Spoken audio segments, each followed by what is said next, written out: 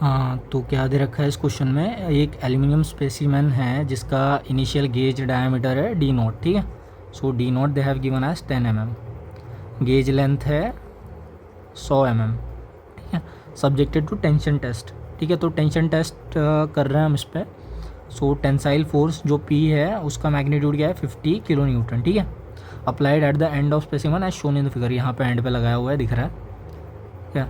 सो इसके वजह से जो इलोंगेशन हुआ, ये एल नॉट में जो चेंज हुआ that is delta L nought, it is nothing but 1 mm, ठीक है। तो स्ट्रेन क्या आ जाएगा, that is longitudinal strain will be nothing but equal to delta L nought divide by L nought. So it is 1 mm divide by 100 mm, ठीक है। तो it is 1/100। तो this is our longitudinal strain. Now what we have, we need to calculate the poisons ratio. हमें V निकालना है, ठीक है। G दे के रखा है और लॉन्गिट्यूडनल वाली स्ट्रेन पता है, ठीक है। तो लॉन्गिट्यूडनल स्ट्रेन पता है, तो हमें पता है कि हुक्स लॉ के हिसाब से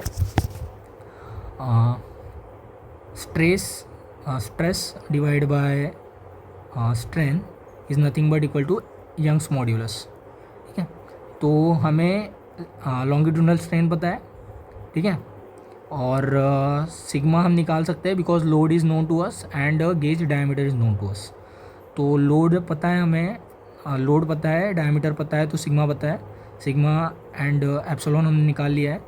सो we have E with us, we have G with us. So we need to look for the equation which are relating E, G and mu, ठीक है। तो we know that E is equal to 2G 1 plus mu, ठीक है। और E is nothing but sigma by epsilon, 2G is already given to us.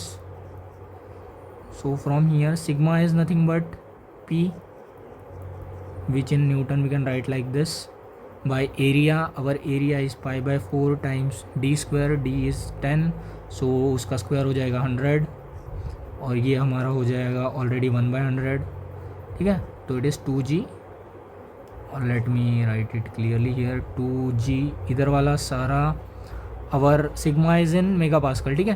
क्योंकि D को हम mm में रख रहे हैं, ये 50 को न्यूटन में रख रहे हैं, तो न्यूटन पर mm² हमारा मेगा पास्कल में आ जाएगा। We know that 1 mega pascal is equal to 1 newton per mm², ठीक है।